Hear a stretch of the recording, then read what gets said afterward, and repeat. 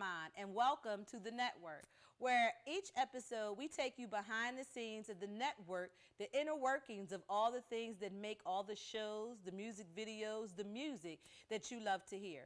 Today we have a very exciting show, and when we come back, we're going to bring out our first guest. We'll be right back.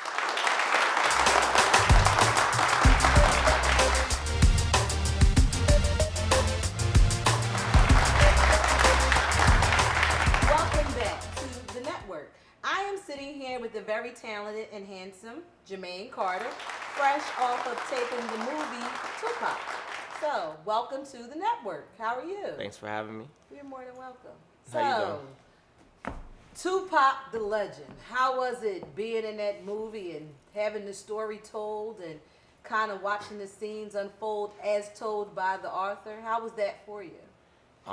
It was great because I'm a humongous Tupac fan, like a real Tupac fan. So just to be a part of it on any level is amazing.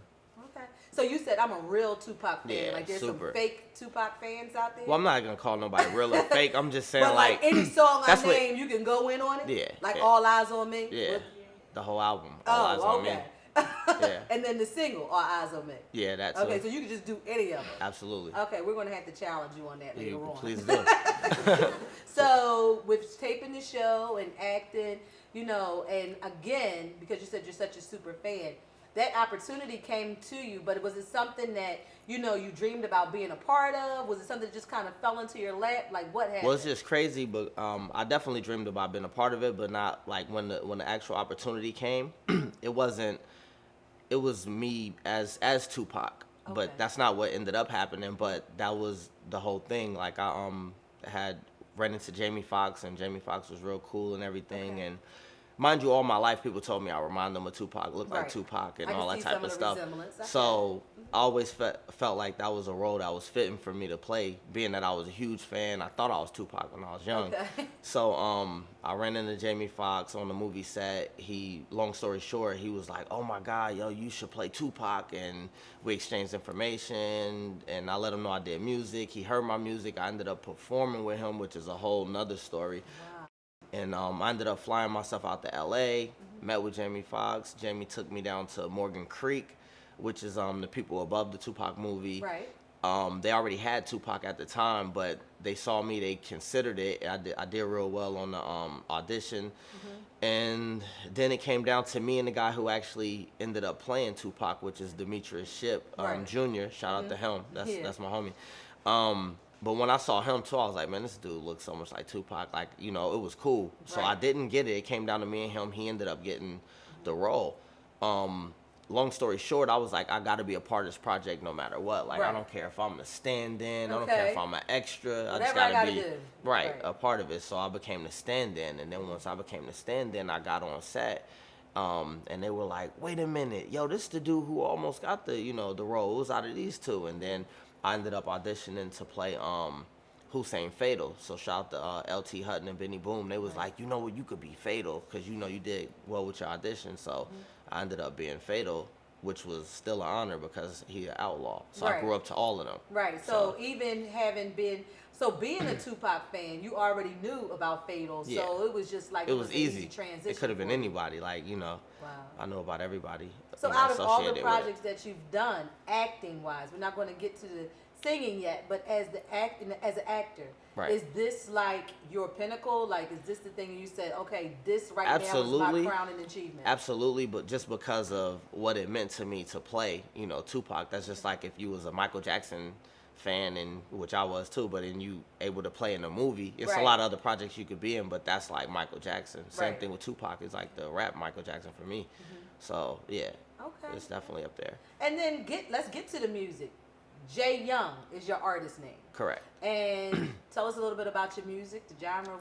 Are you rapping like Tupac? Yeah. Or, I mean, well, no, I'm not rapping like Tupac, like but for example, it's not gangster rap at all. My latest single, which is called Apology, I just released it like 3 weeks ago. It's doing very well online, like on YouTube. It's like 100,000 plus views. Wow, and then that's amazing. Facebook, it's like over 100,000 views too. So it's doing very well. Cool and that's specific record is more content driven, like like I would say real hip hop. I don't want to call it real versus fake hip hop, but I mean like it's hip hop. It's not. I'm not talking about selling drugs or how much money making it rain and all that type of stuff. It's just more content driven. And you have a video for it, right? Yeah. And I think we actually have the video. So when we're gonna actually view the video now, and then we'll come back after the video. Okay, cool. Let's go.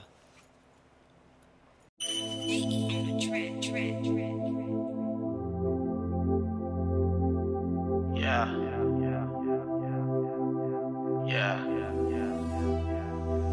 Used to be easy, but now it's so hard. I just wanna apologize, and I just hope you accept it. Hot summers, warm springs, cold winters. Sitting at that supper table but got no dinner. Remember everybody telling me to give it up. But I will not surrender. I put my outfits in a suitcase. The cost of living high, so shit, I'm moving to a new place. If I can't make it here, well then I'm moving to a new state. My mama told me put my bags down, but it's too late. I'm on a journey, gotta find my purpose on this earth now. Gotta have $1 million before I have my first child. Girlfriend calling, talking about she giving birth now. And I ain't got that money, damn, shit is getting worse now. It used to be easy, but now it's so hard. Mama rent due, but I can't get a job. My pockets on E and my gas on E.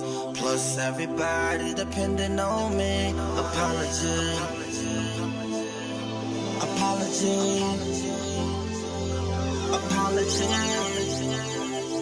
Man, I just hope you accept it.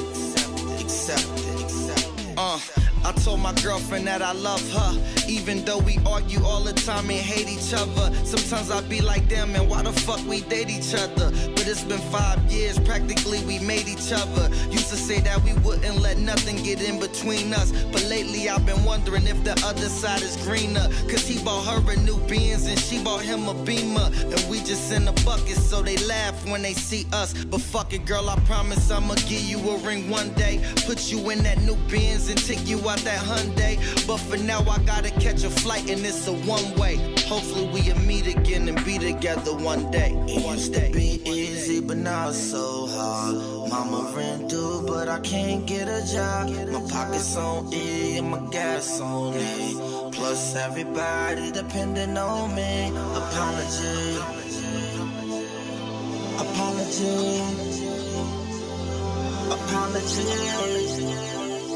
Man, I just hope you accept it.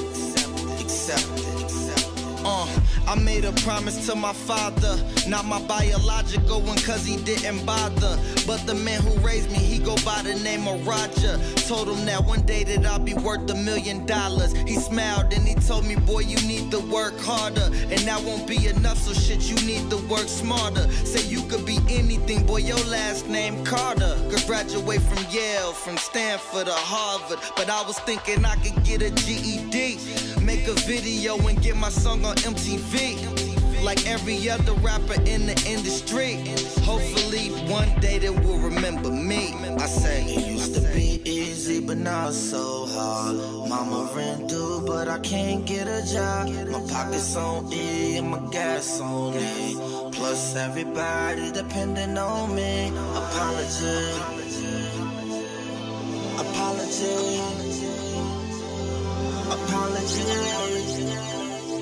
Man, I just hope you accept it.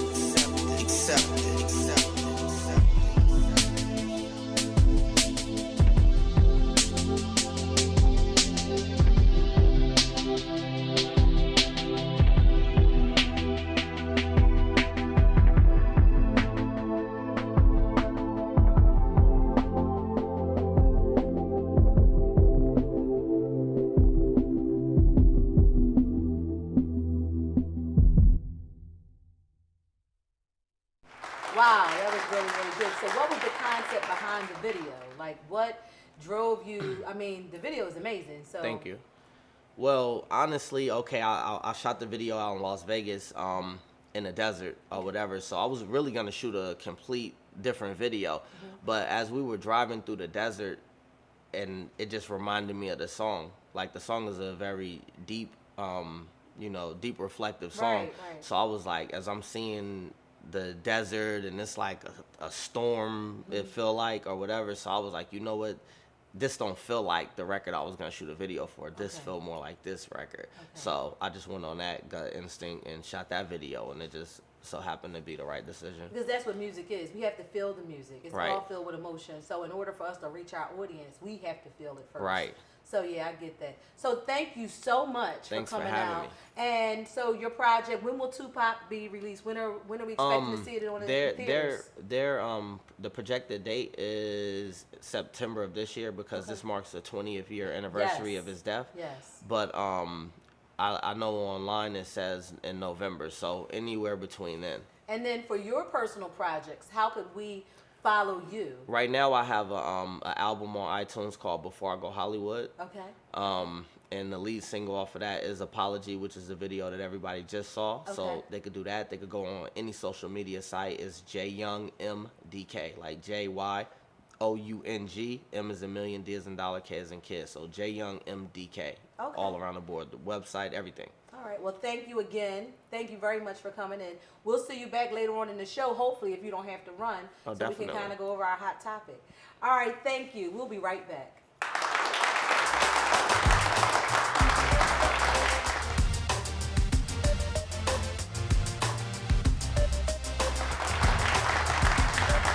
Welcome back, and I have a fantastic treat. So, if you notice, our last guest was in the music, and now my next guest is in the music with a whole different twist on it. He is an international recording artist, and he's putting a whole different spin on R&B. Please join me in welcoming Clarence Anthony. Hi. So, Clarence, the music.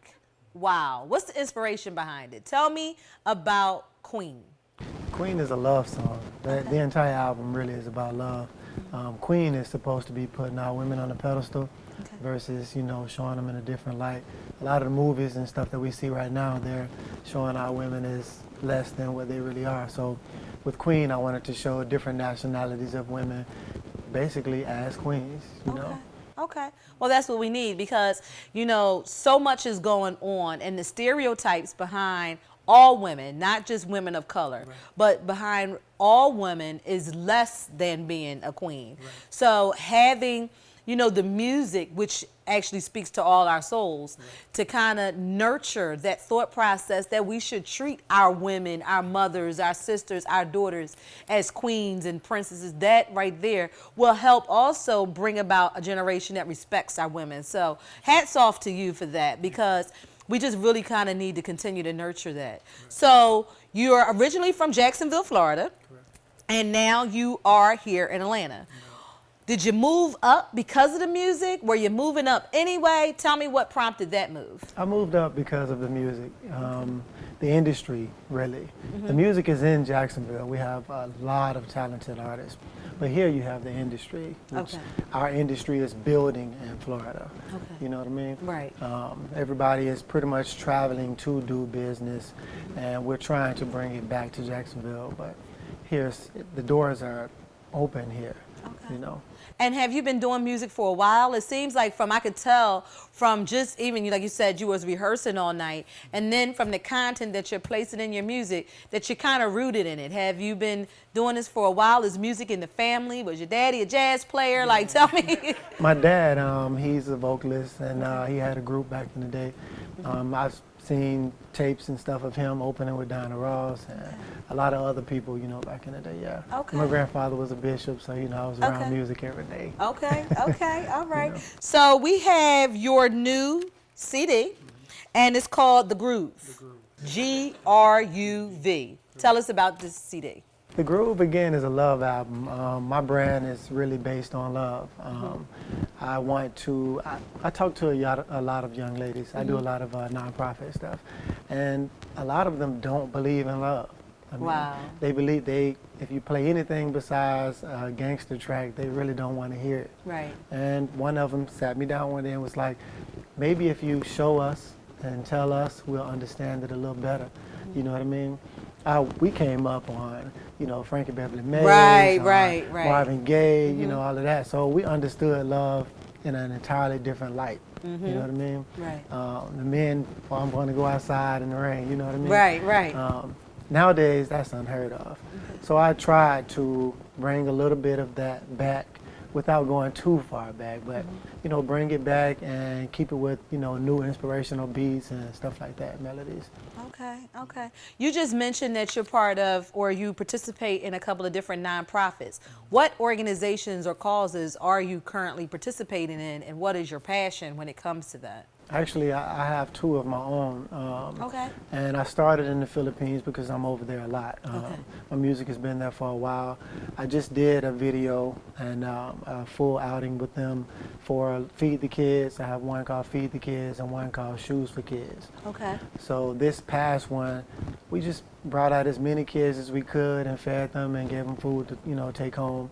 And then the second one, we went to a different center and we provided shoes for the entire center. Okay, and you picked the Philippines, or is that part of your culture? Is that, you know, do you have family which is Philippine? Like, No. what caused you to settle on the Philippines? Like, was it just the need was greater there? Did you feel as though that needed more? What exactly was it? I think we need it everywhere, to be honest. Right. But I'm a radio electronics officer for the government, so Okay. I'm over there a lot. Okay. And I noticed, you know, when you go over there, you'll see most of the guys, they want to date the ladies, which is fine. That's their thing. But I talk to a lot of the kids, like I said, and you watch them. 3 o'clock in the morning, we're walking back to the ship, all of us, you know, whatever we're doing. And the kids, they're out there with bags of bubble gum, and they're trying to get you to buy, sir, if you buy this bag of gum, I could feed my entire family tomorrow. Wow. You know, things like that. So that led me to start thinking. And also, they supported my music. When my album came out, I mean, I think I was like number 7 in like 4 months. Right. You know, they just kept supporting. So with all of those streams and everything, then you want to give back to the area that's supporting you, you know what I mean? Right. So I went to the leaders over there, the mayor, he welcomed me, and everybody in the radio stations, they're still playing my music. Right.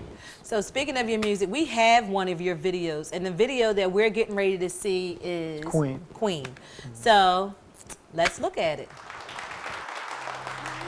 She makes me in the middle of the night when I'm alone.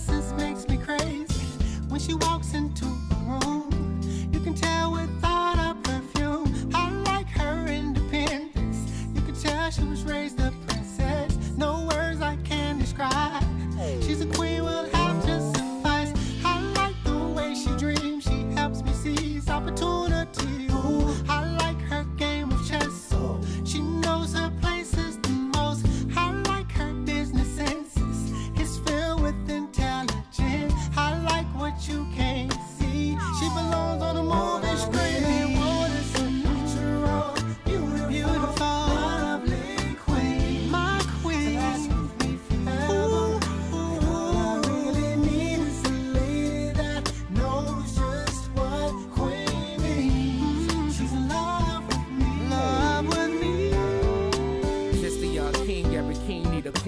I'm only 16 and I'm living on my dreams. Addicted to her like fiends, get it by all means. God the king of kings and she the queen of queens. What you in it for if you don't want a ring? No matter if they hating, we'll keep doing our thing. Life was a movie, queen came on the scene. Then they say you colorblind when you focus on the green. Green light, keep going, girl, don't stop for me.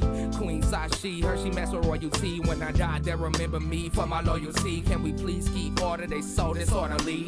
Only real people walk in the door with me. You wanna fly high, then girl, come so with me. I was born a young king, it was all in my genes. I was taught the right way to treat her like a queen.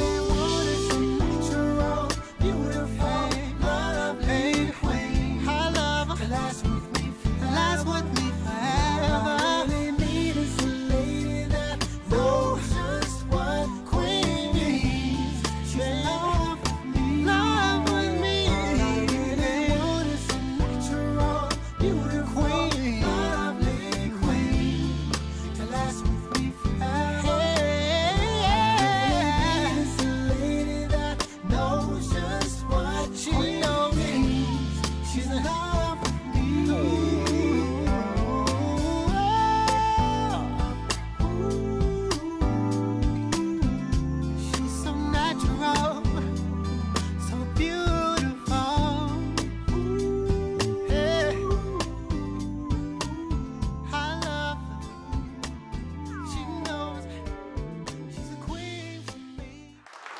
Powerful. Very, very nice. Very nice. So the music, when you mentioned that you were in the Philippines and you go there for work and you see the need, and that's the passion and the emotion that's behind it, and as we were just talking earlier, how emotion kind of sparks the music and springs the music along. Right. So with you seeing that need, has that affected your music? Is that why it's so soulful? Not just because of the way we grew up, you know what I mean, like you said, with those fabulous artists back then, but also seeing how much love is lacking, not only in relationships, but also with our children. Because I think, to me, to feed a child, to take care of a child is the act of love. Right. You know, so is that also part of your message in your music? Definitely. You know, like I said, I mean, you want to spread as much love as you can. Right now, you know, we see a lot of situations, circumstances, you know, that people look at from all different type of aspects. But love is one of the things that we don't really talk about as much, especially, you know, our brothers, you know, things like that. We look at it from a different aspect. You know, we may do it behind closed doors, but not as often out in public. So a few friends of mine in New York, we started walking around and walking up to brothers. Hey, brother, I just want to show you a little love today. You know what I mean? They look at you like you crazy, but a lot of them, you know, they're like, you know, that's good stuff, you know. And you start hearing more and more people doing it. So my album is really about love. Right. I mean, letting our women know that there are still men out there who love women. Right. And like you said, all different nationalities. In Queen, I have maybe, 7 or 8 different nationalities of women there. Right. And they loved it. They Okay. loved it. Well, thank you so much. And I'm sitting here with a physical copy, which is kind of unheard of these days because most music is now the digital age. So if somebody wanted to walk in and buy your CD, where could they get it from, or how could they get a physical copy to kind of plop into their CD player? They can go to my website, Okay. www.clarenceanthony.com, and I'm sure they'll give you guys the spelling. And my website, you can buy it from anywhere. Okay. iTunes, Amazon, Okay. anywhere. All right. Well, thank you so much, Clarence, and keep singing and keep loving and keep spreading the message. Thank you very We'll much. be right back.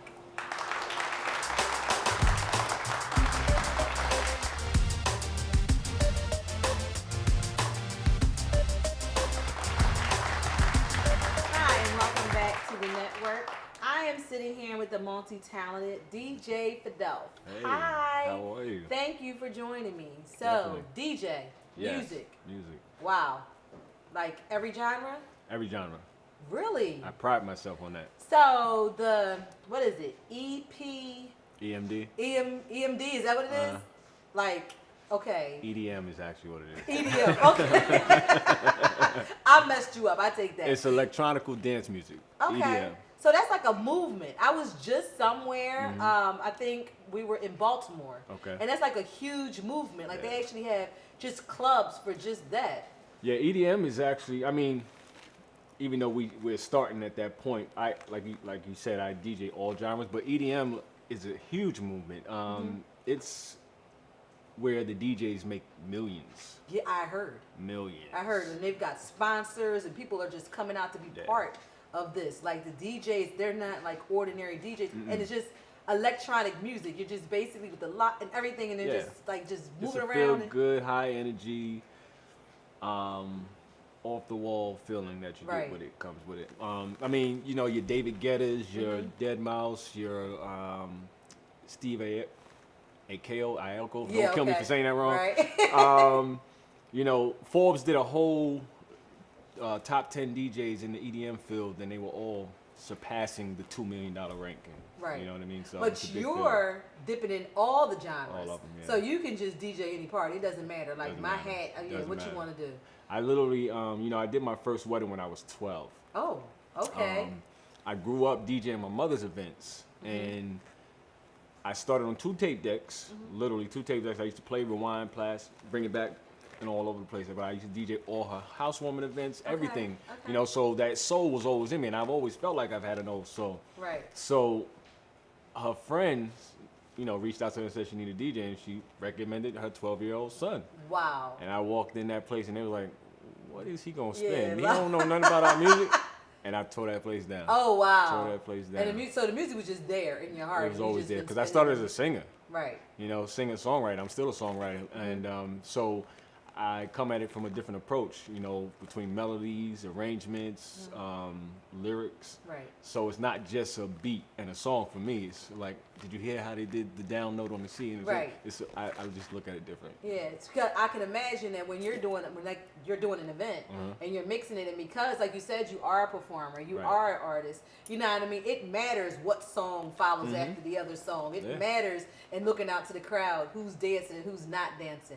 As a DJ, and I often wonder this, and I don't want to be like DJ, because you do so many things. But as a DJ, if you look out into a crowd and nobody's dancing, how does that make you feel? Like, it's like, oh my God, I'm not doing a good job. Like, what do you? How do you feel? It's so many variables when it comes to DJing, and people don't really understand that because it's a chess game. DJing, in a sense, is a production. Okay. And when you look at it that way, is when you really fully understand the full compass of what it entails, right? Okay. So to answer that question, though, I would have to understand the situation and the scenario. Okay. But if it's because, for instance, it could be a venue where it's a networking event. Okay. You understand what I'm Yeah, saying? okay. They didn't come to dance. Right. But if it is an event where they came to dance, floor, I mean, I'm playing everything, and I'm like, what the hell? I'm pulling out the hits, up there sweating. It kills your vibe. Right. It makes it harder for you to get into it. Okay. But the moment you get for instance, it could be like that, and I can look in the back of the room. If I see that one person tapping that foot, Right. I'm like, okay. Yeah. That's now where I you- need to go. Okay. Let's keep going right here in this vibe, this lane Right, right here. right. We got them. Okay. You know. So, but it definitely kills your vibe if that's happening. Okay. So, and with that, real estate. Real estate. So you're kind of like, okay, and it's the same thing. You're bringing the same type of people skill into real estate. Yeah.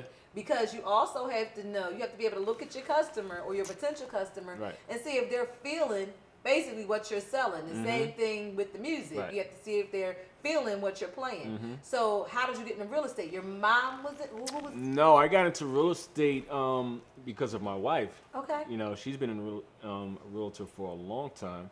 Okay. Aside from everything else that she does as well. But she approached me at dinner one day and said, you know what? I've been giving a lot of business to outsiders. I've been third-party leasing and doing all types of things. So she said, why don't you just come on board and let's make a team? Right. I said, okay, no problem. I had never wanted to be a realtor, Right. but I love it now. Okay. Because it's a people's business, and I'm a people's person. I'm always engaging in anything I've done and ever do. So to talk to someone and sell them on something, I don't have to sell them. That's the Right. point. It's just a matter of engaging. No matter where you are always on your job. Right. You understand what I'm saying? So if I go DJ somewhere, I'm on my job. I'm talking. Right. Let's talk. I'm always selling, in a sense of meaning selling myself, because I'm presenting my character to you. So in order for you to want to work with me, you have to like who the person is, right? So Right. I'm always on. Okay. In a sense, Okay. but I it's get it. not me pretending to be. It's just who I am. You know. So, Right. And do you work with your wife? Yeah, we're a team. And how does that work? Like, you know. It's fine. You know, she handles the listing side. I handle the buyers. Okay, so are you guys like together 24/7? Not 24/7. You know, because she's also on TV as well. So she's maybe shooting sometimes, and she'll call me and say, "Listen, I have some clients I need to take care of," and vice versa. I might be on tour out of state, and you know, it switches up. But for the most part, we're always together in spirit. Right. And speaking of touring, fitness model? Fitness model, fitness trainer. Oh, Yeah. okay. Yeah. And how? I mean, wow. That has been going on for about 7 years. Okay. And that just it was like a inevitable natural progression in a sense. So fitness model, fitness trainer. So certified fitness trainer. Okay. And I've always modeled. Okay. Always modeled. And I started dabbling more into the fitness model realm because of being a trainer. You know, for me, being in entertainment overall, my thing is I don't want to limit myself to all the God-given talents that were given to me. You know, Right. so being an entertainer, you're in the same room with all these people. So why not touch somebody with that opportunity? Exactly. You know, so if I model, why would I X out fitness modeling? I'm a Right. fitness trainer. Right. It just makes sense. So you you're know? continuously expanding your portfolio. And you're not originally from Atlanta. You're No. from New New York, York. right? Yeah, Hempstead, So, Long Island. and yeah, from where? Hempstead, Long Island. Oh, okay. Yeah.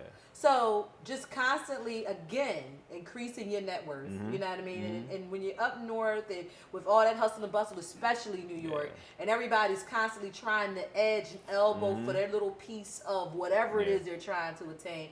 And you're right, you just keep stacking your blocks, almost like Legos, and just continue to build your personal tower. Yeah, you know, I think it was Hewlett Packard that had a commercial recently that when it comes on, actually it's not recently, it's still running.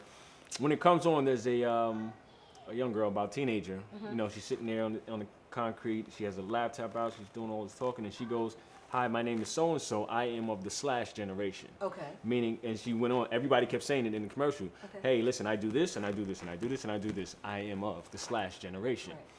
There is no one you meet in this day and age nowadays, if you do, it's very rare, that says, "Oh, I'm just this. Right. Okay. I'm just this." Okay. I haven't come across them in a while. And that's because of so many people with the entrepreneurial mindset. You know, it's like I don't want to leave all of my stability in the hands of a boss. Okay. When I know in my heart I'm my own boss. Right.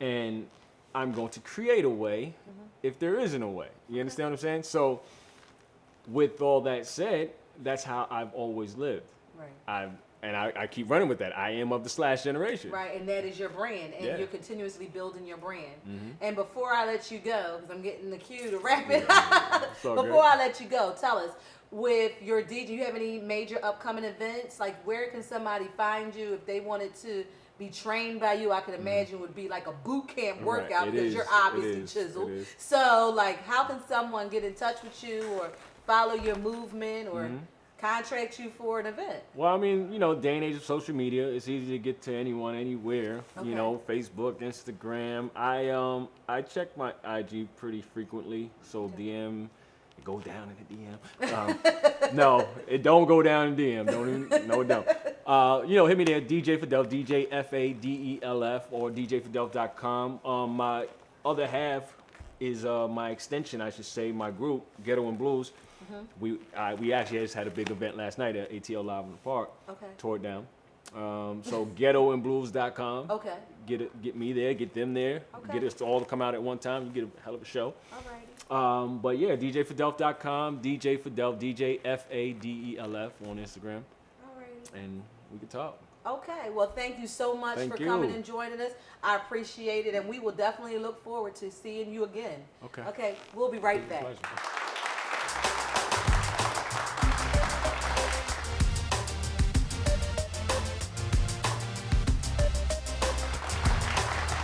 Welcome back to the network. I have Jamal Simmons. And I'm smiling and I'm laughing because right before we came back, we were talking about all his many accomplishments and many hats and many wagons and many cars and many, and all his friends and everything in show business. This man right here is Frame 88. He is the CEO and founder of Frame 88, which is the production company that can produce anything, whether or not it's a TV pilot, a commercial. You doing what else? Everything. Everything. You doing and I'm music from the area. videos? Everything from the area, DC. Okay. Yeah, so we doing videos, shows. You know, if you can see it or hear it, we got it covered. Okay. So you know, we working on a bunch of different stuff. People come to us with ideas, and if you got an idea, you bring it to me, and we shoot it and make it happen. Right. So, and it's really good. I'm glad that you're here because on the network, we want to Mm-hmm. go behind the scenes.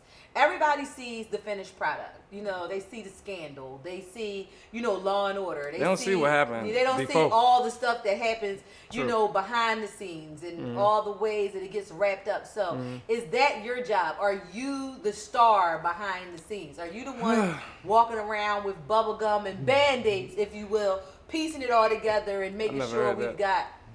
Yeah, cause Bubblegum and Band-Aid. Bubblegum and Band-Aids, you know. I'm about to stay level. So basically, if you know, if you're a first-time shooter or first-time, you just anybody. If you got a little bit of money, if you are a seasoned professional, you know, we handle everything. So a lot of times behind the scenes, when you get those guys who is their first time doing stuff, it's a lot of growing pains. And luckily, our crew is one of the type of crews that we can deal with people who are like that. You know. So are you saying that the blood, sweat, and tears and frustration only happens on newer productions? Like there's not, because I've heard some stories. That's not true. Yeah, you're right. You're right. It's not just in newer productions. The seasoned guys, sometimes they kind of get a little out of hand. They get a little diva-ish. Okay. They get a little this and that. And, you know, we don't do that. We the natural good energy people. You know, we don't Right. do all that extra stuff. And So you- we've shut people down before. Oh. We will pack up and leave. Really? Like, we've shot shows that are actually on TV now that we did the pilot for. And a producer will talk to one of our crew members the wrong way, and we don't do that. Because Okay. our crew is like family, you know, and you Okay. gotta have that, especially in Atlanta, because there's so many people that kind of go in and out of your life when it comes to production. You gotta have that core crew that you can call on and make stuff happen. Right. With all the projects that you've done, is there any particular project that you're more proud of? Is there any one crowning accomplishment that you feel as though is the one? Like if you were to retire today, you could say, at least I got a chance to. We haven't done it yet. Okay. Right now, we've been shooting so many different things for other people, which is cool. You know, you pay your bills, you get your craft up, you basically learn on other people's dime because you have 20, 30 different clients that come with 20, 30 different type of ideas. So you got to learn how to handle everything. And when we get to that point when we're trying to do our own stuff, which we are now, I'm glad you brought it up. We're working on a movie now called Reality Show the Movie. We got a whole bunch of reality stars, a whole bunch of, you know, funny, it's a comedy, and we're about to start shooting this summer. And hopefully it'll be done before the end of the summer. So we're trying to we coming for you, Swirl Films. We trying to take Swirls, look, we calling them out. Because they getting work, they doing their thing. So we wanna be the next, and then we'll go past that. Okay. So we can get that and start shooting to all of these centric BET TV ones, because we have a lot of credits and a lot of connects with those guys. That'll be dope. So basically, the ultimate goal is to not only be a production house for others, but to produce and distribute your own product. True. Yeah. So if we can shoot our own stuff and flip it, because like I said, we have our own little core crew, and we can just, you know, shoot any and everything because we own our own equipment. That's another thing that a lot of production houses don't do. They rent a lot. Since we own all our own stuff, we can just shoot when and whenever for whoever. So, you know, that's well, one of the things we're working on is the Armor Bearer. And that's with Palmer Williams and Theo London. You know, Palmer Williams Jr. is from Tyler Perry's. You know, he's in like 2 or 3 shows on that. But that's a show. It's about a Christian. He's like a detective, but he's really the armor bearer for a pastor in a mega church. Which is crazy concept. You know, I think the closest show to that is like Saints and Sinners or something. But this one will be coming out soon, and hopefully, you know, be on the lookout for it, and we're gonna kill it with that one. Okay. You know? Let me ask you this question, and then I'm going to let you go. I know you've met a lot of interesting people. True. You've worked with a lot of interesting people. Word. Who would you like to work with again? Again, you know, who's an interesting person? will.i.am is an interesting person. Okay. He's one of the guys who he talks about stars and quasars, and he gets really philosophical with Okay. everything. And you know, he was nothing like what I thought he would be. You know, poppy kind of Right. acid trap kind of. You Right. know, I thought that's what outside looking in. But once we work with him, I want to keep working with him. He's a pretty intelligent guy and creative, and I like to do something else with him. Okay. Okay. Well, I am. Well, thank you so much, Jamal, for coming out and visiting us on the network. And are you going to stay for the discussion or? Yeah. Okay. Well, What we be talking right about? back. See, look, Yeah. you can't even tell me. It's a secret. It's a secret. Don't want you to run out the door. We'll be right back.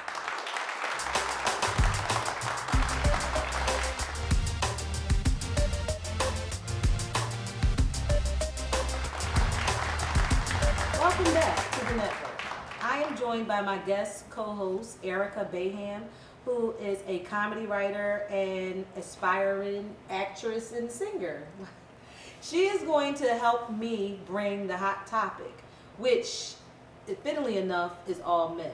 So, on the panel. So, yeah, this Fight. is So basically, we see now with the new rise of cosmetic surgery and how people are taking matters into their own hands. And with the recent news story of the young lady, even though everybody knows about the different, how can I say it, cautions that they've been given about doing home remedy improvements, this young lady still died in a hotel room to get a bigger butt. And my thought process isn't that deep. Like, we do things to ourselves because we want ourselves to look pretty, and you wear makeup and you get your hair done and you may have this nipped and that tucked, but are we really that strange or really that far out there that we're willing to go into a hotel room and just basically get a do-it-yourself method? And is it really a thing where, okay, the guys want to see this and this is what, is pleasing to a man, or we now on more, as far as I'm concerned, a mental path where this is self-esteem issues now? This is people that are dealing with real psychosis. I'm glad you said self-esteem at the end, because that's exactly where I was going to start at, because the bigger issue is the fact of where's your mindset, because even if you take it down to, because I speak to a lot of young girls, I get invited to a lot of panels to discuss situations as such, and a lot of them speak on the fact of either peer pressure or what they're constantly seeing on social media. And for instance, a young lady, she was 13, she asked me a question about what she should do with a certain situation, or with her hair or her nails. And my thing was, as long as you're doing it for you, right? Meaning, I'm not doing it because I saw it on TV. I'm not doing it because my man says he wants to see this. I'm not doing it, as long as it's literally and without a doubt for yourself, I can understand it. And I say that to speak on the fact of your mindset, because a lot of them are in the wrong mindset. Low self-esteem issues. Right. They're just in the wrong path, or what they see their mom go through, or what they were taught, and it's definitely begins with the mindset. But I guess my question is, like, from a woman's point of view, is there like this big butt epidemic? Like, is that the thing? Like, when you're looking at a female, looking for whatever, is it like, butt first, face later? Like, I mean, like, really, what is it? I want to jump on the epidemic part of it. So first of all, you have Instagram, Facebook, social media, the internet in general. Me personally, I've always been a butt man. You can be flat chested, big chested, like as long as you got a little round, I'm good.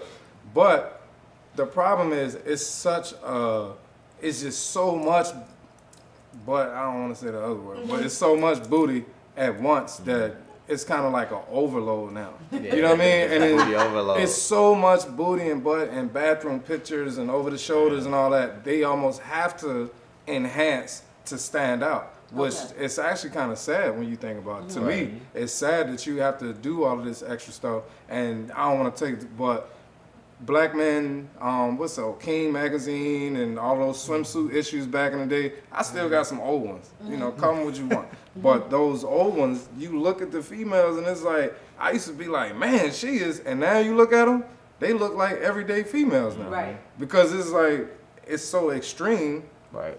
It's no comparison to what it used to be. They just need to cut it out, man, I think. I think the standards have changed, and I do feel like I'm uniquely qualified to speak this issue because I am one of the little butt girls, little butt sisters. And you do feel like in order to even get attention from brothers, that you have to not just have a decent behind, but a really big one. So it really does. It really speaks to. You talk about standards. You talk about overload.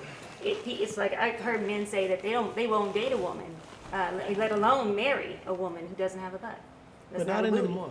Not anymore. I mean, like I said, I sit around a lot of brothers now, and men are starting to look more towards your mentality. Like you said, if you can't sit down and talk to me about history or science or current affairs or what's going on, I mean, after a while, the butt kind of goes away in your mind. I agree with that too. Like the butt gets you in the door, but Right. sometimes it gets you in the door. You know what I mean? Yeah. But Yeah. it's everything else. It's your how smart are you? It's your goals, your views. Right. I feel like that type of stuff, like what you have in common with a person, is gonna last a lot longer than your butt. Right. It'll get you, like I said, it'll get you smashed. If I say that word, Right. it'll get you there, but it ain't gonna get you no further than that. And Well, it's that's the thing, females though. too sometimes. It's got to get you in the door. So it's like you want booty and. You want, Booty we and want brains. this definitely Not plus. just Me brains. personally- well, me You get personally- brains and no booty. Well, They me can't replace each personally, other. I'm more of a face type of guy. Like I'm how good you look. Like I'm, because this is what I'm looking at. You know, the majority, it all feel the same. You know, if you want to be honest. But you know what I mean. But I'm not mad at someone with a big booty or a smaller booty. But it's I'm a face dude. Like you gotta look. I like. And you pretty, know what? I'm glad you said that because there's a lot of people that says I was attracted to your mind. You're lying. The first thing you saw when you bought me a drink or you asked me out or you wanted me to go on a date was my face. You did not know or what your kind butt, of depending mind on I what had. angle. Yeah, But- or my Exactly, butt. yeah. But men are visual creatures. So when I first see a woman that comes in the room, the first thing you see is what she looks like. Or how, I mean, you're not thinking about, okay, can she talk about science from point A to point Z? You're thinking Right. about she's classy, she's jazzy, she's fine. She's sexy. You know, she's She sexy. ain't jazzy, is she? You know what I'm saying? Jazzy. Jazzy. You know what? Exactly. You know what's interesting too, though. I mean, like again, there's so many variables to it, and this is not coming from a higher standpoint or a cocky standpoint, but, and I'm sure we call it coming, but I've been touring since 2000, right? And when you're on tour, it's like it just you want some, it's a beast. Ridiculous. And at one point, there was a point where, being a single man, I was like, hell, bring it. But after a while, it becomes so mundane, right? And my education and my wisdom begins to grow even more and more and more. So that whole sapiosexual thing, it's real, and I'm saying that because of where you said he fell in love with my mind. No, you didn't.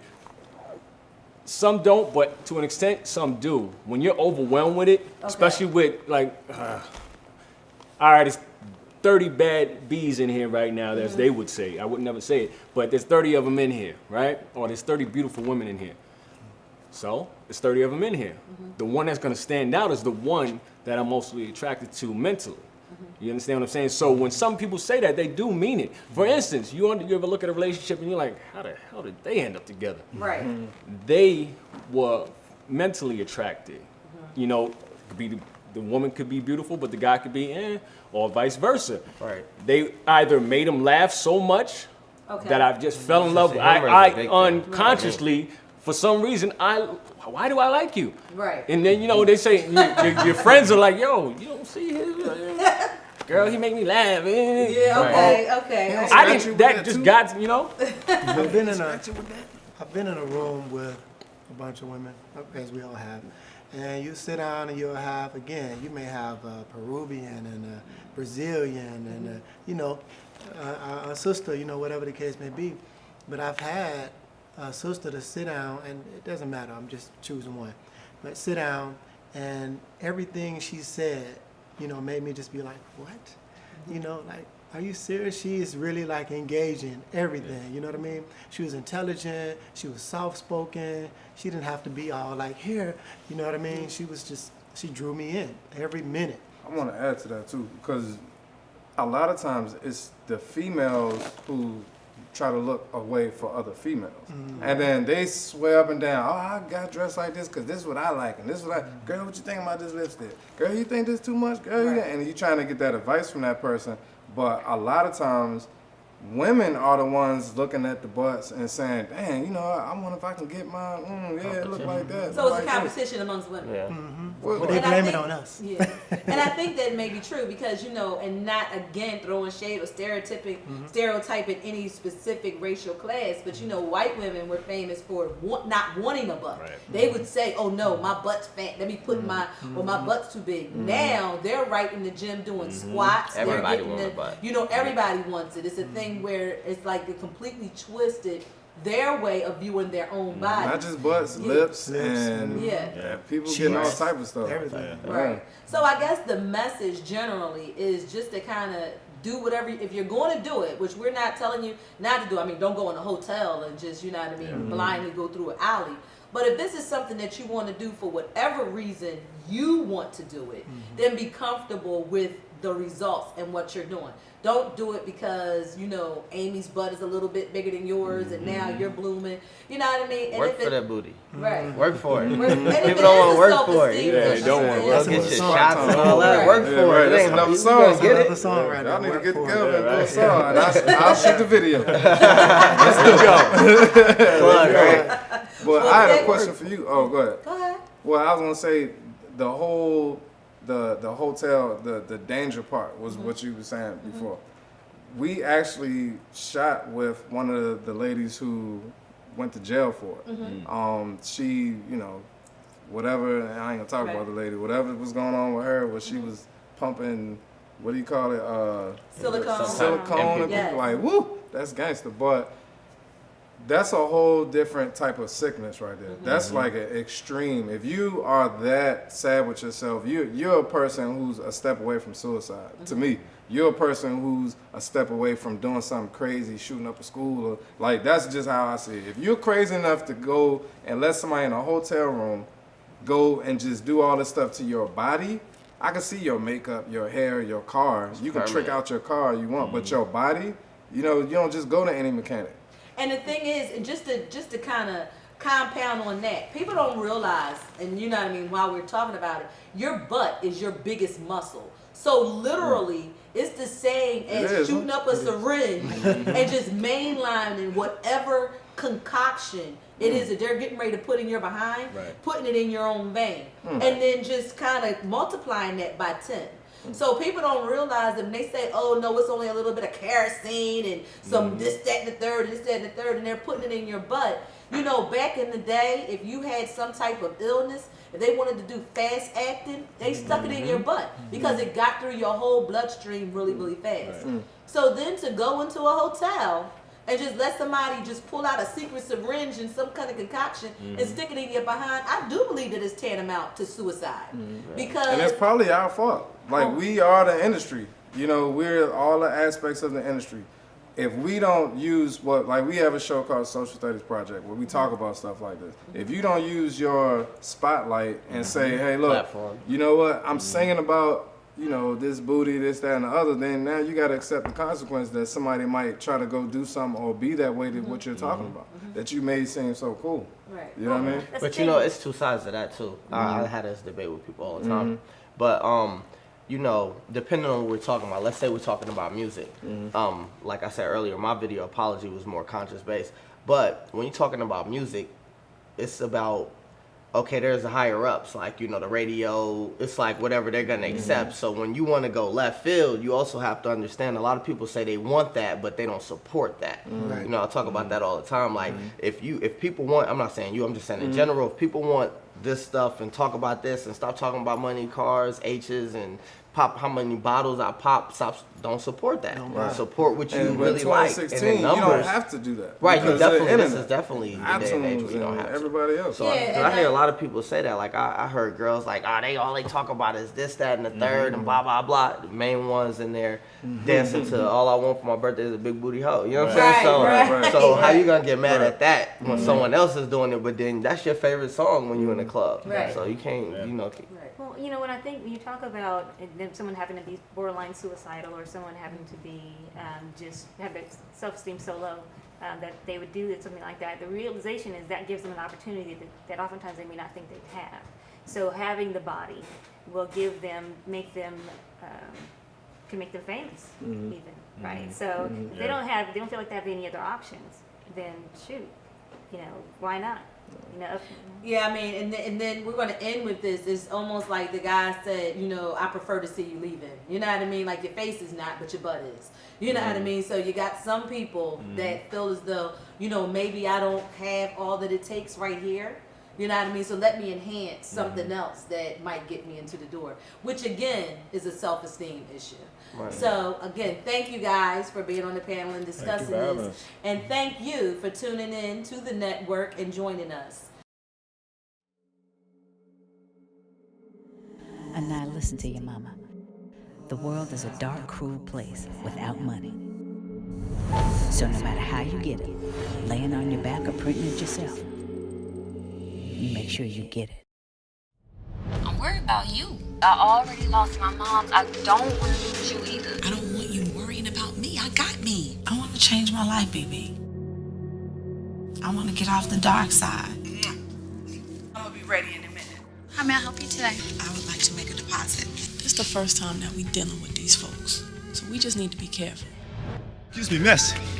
Did you drop this? Stop wasting my damn time. Give me what I need, or your ass is going to jail. I've got the photos. I'm just tired, man. Tired of what? Money? Man, I'm sick of all the changes we had to go through to get you the money. We need to make an exit plan. My name is Armani Iman, and I am the CEO of Mosaic Entertainment House. Ain't nothing wrong with being scared. Fear keeps you alert.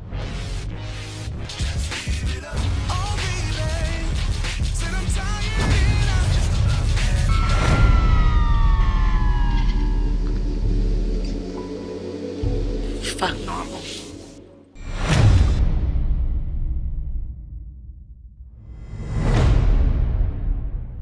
You make sure you get it.